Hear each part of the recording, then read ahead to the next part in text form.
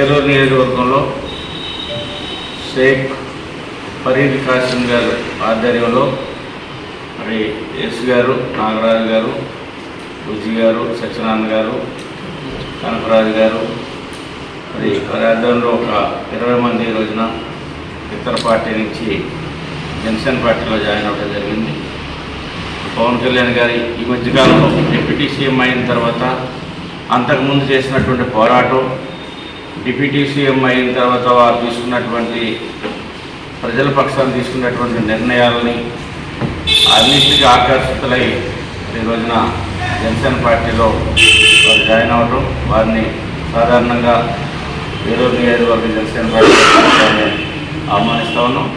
భవిష్యత్తులో అందరం కూడా కలిసికట్టుగా మరి జనసేన పార్టీ బలోపేతానికి, అదేవిధంగా రాష్ట్ర ప్రజల యొక్క శ్రేయస్కరమైనటువంటి పరిపాలన కోసం ఏదైతే ఇంతకాలం పోరాటం చేశామో ఇప్పుడు ఆ పరిపాలన అందుతూ ఉంది. దాన్ని ఇంకా ప్రజలకి చేరువ చేయడానికి అందరూ కలిసికట్టుగా కృషి చేద్దామని చెప్పి తెలియజేస్తూ వారందరినీ కూడా మన కాసిం గారిని, వారి యొక్క మిత్రులందరినీ కూడా జనసేన పార్టీ తరఫున, పవన్ కళ్యాణ్ గారి తరఫున, నా తరఫున వారందరికీ అభినందనలు తెలియజేస్తాం.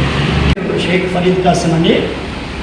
ఈరోజు జనసేన పార్టీ అధినేత శ్రీ కొణిదెల పవన్ కళ్యాణ్ గారి యొక్క నాయకత్వంలో పనిచేయాలని, ఆయన యొక్క ఆశయాలను ముందుకు తీసుకెళ్ళాలని నేను ఆర్టీసీలో ఉద్యోగం చేస్తూ కేవలం పార్టీలో చేరి సమాజానికి నాయకత్వం, మన పవన్ కళ్యాణ్ గారి నాయకత్వంలో పనిచేయాలనేటువంటి సంకల్పంతో ఈరోజు పదవి విరమణ చేసి మన జనసేన పార్టీలోకి రావడం జరిగింది.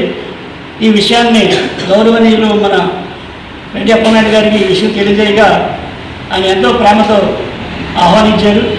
వారికి ప్రత్యేకమైన ధన్యవాదాలు తెలుపుతున్నాను. మరి ఎటువంటి సిద్ధాంతాలు అంటే ఇవి కులాలను కలిపే రాజకీయ విధానం, మతాల ప్రస్తావన లేని రాజకీయం, భాషలను గౌరవించే సాంప్రదాయం, సంస్కృతులను కాపాడే సమాజం, ప్రాంతీయతను విస్మరించని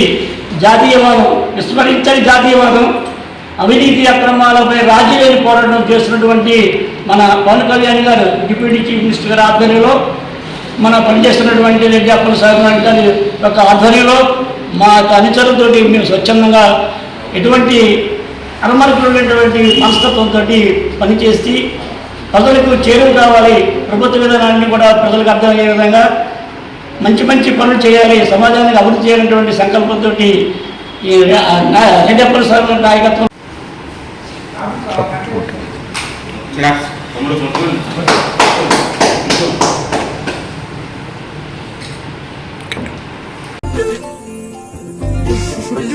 అంతా బాగుంది కానీ ఫేస్లో కొంచెం సిగ్గు తక్కువైంది కదా. సిగ్గెలా పడాలి? పెళ్లి కూతురువే అల్లరి చేస్తే ఎలా? ఇంకెంతసేపు అక్క? ఇంకో గంటలో తన ఇంటి పేరు మారిపోతుంది, తను మారుతుంది.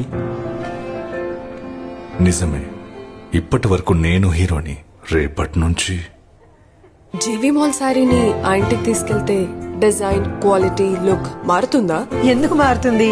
ఈ డిజైన్ లానే నేను కూడా మీ పెంపకంలో పెరిగాను. మీ మనస్సే నేను కదా. ఇంటి పేరు మారినంత మాత్రాన నేను ఎందుకు మారుతాను? మీరెప్పటికీ నా హీరోని.